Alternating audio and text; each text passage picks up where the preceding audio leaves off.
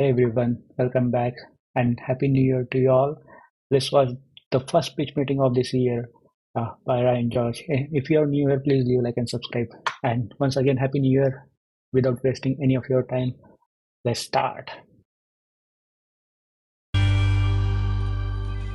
So, you have a movie for me? Yes, sir, I do. You know it, sir. Amazing. No, I mean, you know it, sir. This movie's mostly comprised of scenes from popular movies you're definitely familiar with. Oh, well, if those movies are popular, That should translate into this one being popular as well. If my calculations are correct, that's exactly right. Sick. So we're gonna start the movie with some big old lady space parts. What was that? And a big ship flies through the lady parts. So, traveling through space privates is tight. And there are some bad guys heading to this moon called Velt, where the main character, Cora, is doing some slow-mo farming. The farming is slow-mo? Yeah, everything's slow-mo, sir. That's Everything the is secret to slow-mo. making movies feature length. What about, like, story or character development? No, it's the slow-mo. That's how you get the runtime. Oh, good to know. So anyway, this big bad guy, Admiral Noble, goes up to the leader of this farming village and does a slightly altered version of that opening scene from Inglourious Bastards. Great scene. Great scene. Yeah, he's got a Great Nazi scene. uniform and everything. Why disguise it? It's good as is. And he says he's gonna force this whole town to grow him a bunch of grain so he can feed his troops. This big bad guy's doing crop negotiations? Yeah, okay, and then he leaves a bunch of soldiers behind to oversee this whole thing. Okay. But then these soldiers are about to take advantage of this local girl, so Cora reveals she's secretly been a badass this whole time and kills them all. Oh boy. Yeah, and there's this robot that was with the bad guys, but he helps her out, and he's actually a good robot now, and he's got an amazing voice. Interesting. I want to hear more about this robot. Well, too bad. He runs away and doesn't return till the end of the movie. Oh, dang it. So now the whole town is like, oh, very cool, Cora's good at punching. Sure sounds that way. So she's like, well, the only way to stop this bad guy and his giant planet-destroying ship is for me to go recruit a couple of reluctant warriors. That makes sense. It does, yeah. So her and this guy Gunner go do an alternate version of the cantina scene from A New Hope. Great scene. Great scene, and they meet an alternate version of Han Solo named Kai, who's gonna help them out for money. Star Wars is a great movie. I'm glad we're doing it again. Yeah. So then what do they do? Well, this guy takes them on an alternate Millennium Falcon to go recruit their first warrior dude, Tarek. Oh, yeah? Yeah, but he's currently a slave, so the slave owner is like, I tell you what, if he can tame this wild beast, you can have him, but if he can't, I get to keep you as slaves. Why would they agree to that? So they agree to that. Oh my god. Yeah, because see, they were told that this guy is a beast tamer, so they,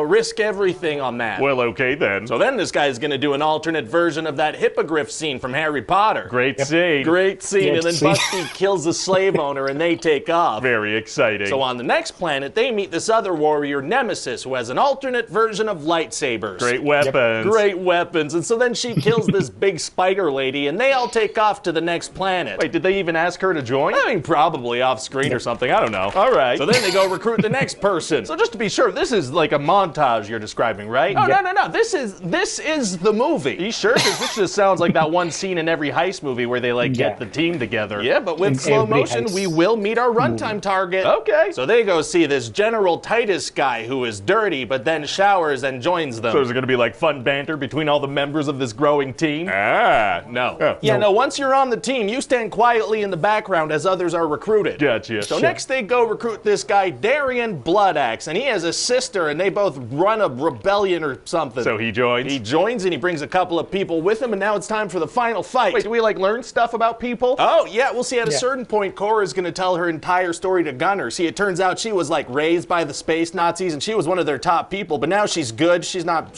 in them, with them anymore. What inspires her to share that? Well, she tells him, I am telling you this so that you know my story. Subtle. So then that Kai guy is like, hey, you silent people who have each individually displayed one skill have inspired me to become good. Oh, nice. Yeah, but then turns out he's not good, he's bad, and he betrays them and sells them out to the Empire or whatever alternate name I come up with. Oh, no. So the bad guys trap the good guys in these mechanism things, and Kai tells Gunner to paralyze Cora. What do you mean? Well, there's like this little gun thing, right? And if you put it in a hole, it shoots right into the person's neck. Uh-oh. Well, it's going to be tough for him to get out of that situation if they're all surrounded by bad guys. Actually, it's going to be super easy. Barely an inconvenience. Oh, really? Yeah, because see, another thing about this mechanism is that if you turn this gun the opposite way, it releases the prisoner, and then you could kind of use it as a weapon. So he frees Cora and kills Kai. Why would they design that thing that way? So then one by one, they free all the good guys and get into a big fight. Were they surrounded by bad guys with guns pointing at them? Yeah, but see, none of them can aim because they're kind of like alternate stormtroopers, I guess. Great bad guys. Great bad guys. And then there's this big old fight, and freaking Darian, he dies. Oh no, Darren! Which one? Who was that? One of them. Oh True. no! And then Cora gets into a big fight with Noble and manages to kill him. Well, good for her. Except the bad guys bring him back to life, so he's gonna be back for part 2. Don't you worry about that. That's a good cliffhanger. Are they gonna be able to defeat this guy they've killed once already? So then all the good guys go back to that moon, and that robot has antlers now. Cool. And so that's it for part 1. What do you think? Well, it sounds like some content for sure. I just wonder if there's a way to capitalize on this a bit more. Well, this is gonna be Zack Snyder, and you know what his fans like. Snyder cuts. Yeah, let's purposefully release a non-Snyder cut first. Very sneaky. I love it. Let's hack this version to bits. Yes. Hi everybody, Ryan George here. When I saw the trailer of this movie, I was so excited and I thought it would be like a 300 in space. But unfortunately, that didn't quite happen for me. And somehow I didn't buy that 5-6 people can destroy an entire spaceship. And that's how Ryan George put it in the pitch meeting as well. And I think the slow motion in every other scene bothers me a lot. I do like slow motion, but in every other scene it doesn't make any sense. As Ryan George mentioned that they were showing slow motion while farming as well, so it didn't quite work for me. And I'm a big fan of Zack Snyder, but it didn't live up to my expectation. Let's see what they will bring to the next installment. Once again, Happy New Year, y'all.